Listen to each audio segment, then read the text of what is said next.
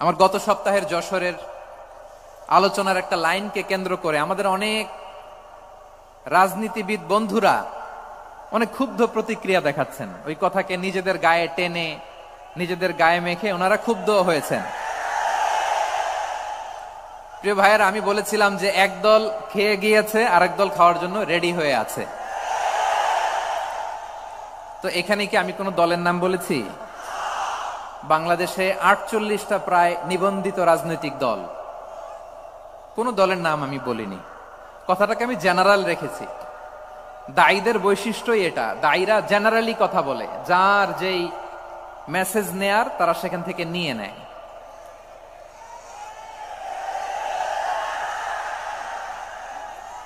তো কোন দল এটা নিয়ে কোনো কথা বলল না। আপনারা এটাকে নিজের গায়ে যে মাখালেন, এটা ঠিক হয়নি। আমি বলবো যে এটা খুবই অনভিপ্রেত হয়েছে। কোন দলকে টার্গেট করে বা কোন দলের পক্ষে আমরা কখনো কথা বলি না। আমরা কোরআনের পক্ষে কথা বলি, ইসলামের পক্ষে কথা বলি, ঠিক কিনা বলেন?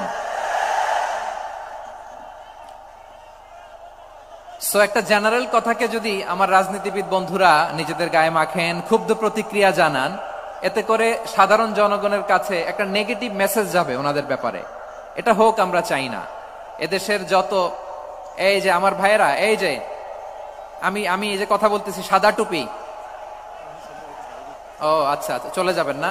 একটু জায়গা দিয়ে দেন ওনাকে। হয় কি, লক্ষ লক্ষ মানুষের ভিড়ে আপনি যদি উঠতে চান খুব কঠিন হয়ে যায়। যদি পারেন একটু বসেন, আর না পারলে ভাইকে একটু জায়গা দিয়ে দেন। আমার দিকে তাকান, এই সিলেট, এদিকে তাকাও, এদিকে এদিকে, ফাইন। তো আমার প্রিয় রাজনীতিবিদ বন্ধুদের আমি বলবো, কথাটা ছিল ভেরি জেনারেল, এটা নিজেদের গায়ে মাখানোর কোনো দরকার নাই। আমরা এই যে এক্সিস্টিং যে রাজনৈতিক চর্চা, এটা থেকে আমরা বেরিয়ে আসতে চাই। আমরা চাই না এদেশে চাঁদাবাজি, দখলবাজি থাক, ঠিক কিনা বলেন? এদেশে কোনো দুর্নীতি থাক, টেন্ডারবাজি থাক, এগুলো আমরা চাই। আই হেট পলিটিক্স একটা জেনারেশন আছে, এই বেশিরভাগ জেন জি অফ সিলেট, এরা আই হেট পলিটিক্স জেনারেশন। এরা পলিটিক্সকে পছন্দ করে না। তো কেন করে না, এর দায়ভার আমাদের আছে না নাই? আছে। এবং আমরা দেখেছি ক্ষমতার পালাবদল যখন হয়, এক সরকার যায় আরেক সরকার আসে, তখন দুর্নীতির ফিরিস্তি আমরা জানতে পারি, এর আগে জানতে পারি না। প্রতিটা দলের ভেতরেই আমরা এই বাজে চর্চাটা দেখেছি। সো এখন আমাদেরকে শুধরে নেয়ার সময় এসেছে। এটা এই সুন্দর সময়, নতুন প্রভাতের বাংলাদেশ, নতুন ভোরের বাংলাদেশ, এই সময় আমরা কাদা ছোড়াছুরি যেন না করি। আমাদের শপথ নেয়ার সময় এসেছে। প্রতিটি দল, নিবন্ধিত 48টি, সবগুলো দলের এখন শপথ নেওয়া উচিত যে আমরা কোনোদিন আর চাঁদাবাজি করব না, টেন্ডারবাজি করব না, দখলবাজি করব না।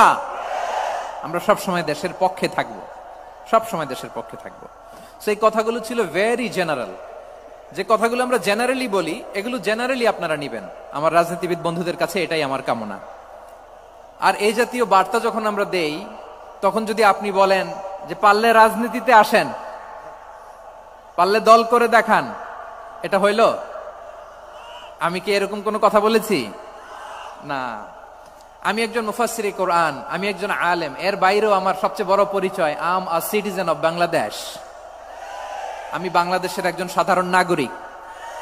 আমার দেশের যে কোনো সমস্যা, যে কোনো ইনকনসিস্টেন্সি, অসঙ্গতি নিয়ে মত প্রকাশের স্বাধীনতা আমার আছে না নাই? আপনারাই তো বাক স্বাধীনতার কথা বলেন, ফ্রিডম অফ স্পিচের কথা বলেন, বাক স্বাধীনতার কথা বলেন।